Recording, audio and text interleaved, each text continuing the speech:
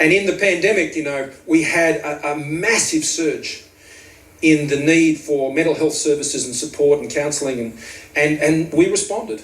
There are very real causal factors that can relate to this at a clinical level. Of course, there's biological issues, there's issues about your brain chemistry and all of this. And for mental health and serious mental illness and anxiety is the forerunner to so many of these things, and that's what I want to talk to you about. But when I look carefully at the many treatments that were provided, particularly for dealing with people with anxiety, I saw a lot of parallels about what I was learning and always known about God and how God seeks to engage with us. It's funny how that happens, isn't it? That people in a secular sphere discover what we already know in a spiritual sphere. And it's the truth of God. It's the truth of God.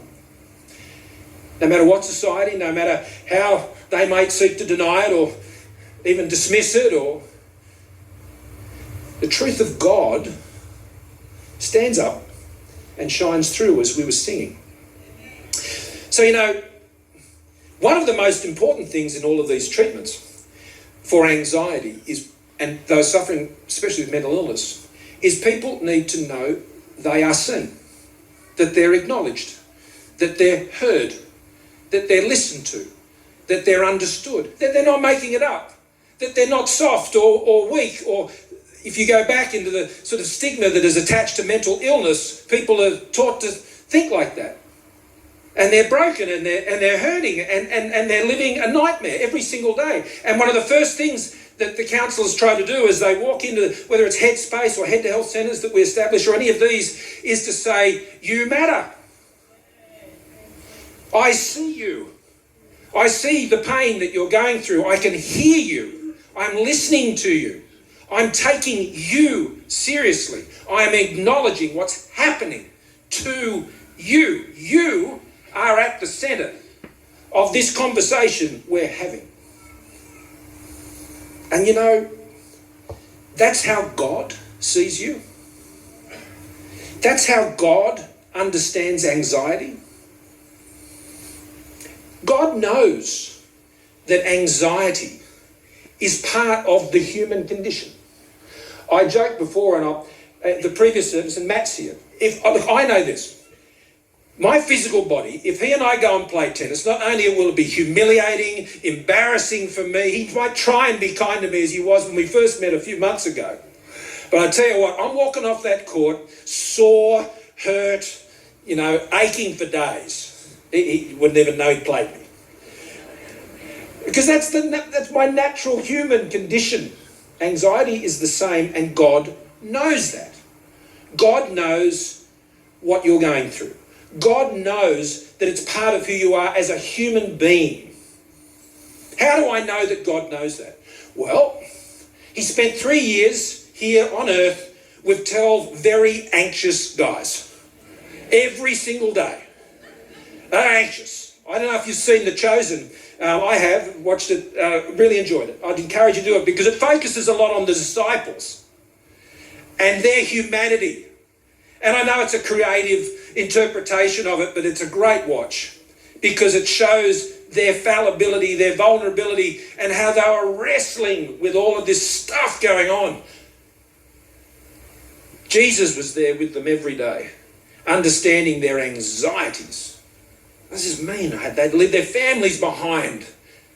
They had stuff going on with their mothers-in-law. They had all sorts of stuff going on.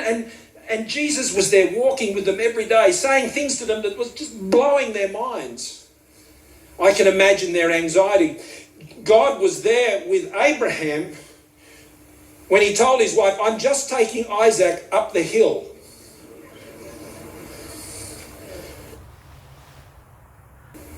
And he walked with him up that mountain. God was there when Noah got on that ark. He was with Joseph in prison when Joseph felt everything was lost. He was with Moses in the desert. He was with Joshua at the walls of Jericho. I often reflect on this one, and I did when I was Prime Minister, and the day, in fact, I became Prime Minister. And I reflected on, and I've been reading how Joshua went and walked the walls of Jericho the night before and just going, man. The soldier of the Lord turns up, as we read. He calmed his anxieties, as he did to me on that day. Vince will recall what I talked about this story of Joshua at the wall of Jericho. I joked that Joshua Frydenberg thought I was talking about him. A dear friend, great guy. He was with Gideon when his army reduced to 300. He was with David as he was chased by Saul. He was with Elijah when he sat under that bush. He was with Shadrach, Meshach and Abednego as when they were looking to throw them in the furnace, the people who were throwing them into the furnace were consumed by the fire. I'm telling you, Shadrach, Meshach and Abednego had no, as far as we can understand, any foreknowledge about what was about to happen. In their natural selves, it involved a pretty quick end. But yet there they were. And God walked with them through the fire and dealt with their anxieties. Yes, amen. He's with Daniel in the lion's den. He was with Nehemiah on the wall with his sword and his trowel. He was with Esther before the king. He was with Mary when her pregnancy started to show. Could you imagine her anxieties in that cultural setting at that time? 6-8 months dealing with that. He knew, but how do I know that God understands that anxiety is part of being a human being? The Garden of Gethsemane. That's where the first blood was shed. The night before. As he sweat drops of blood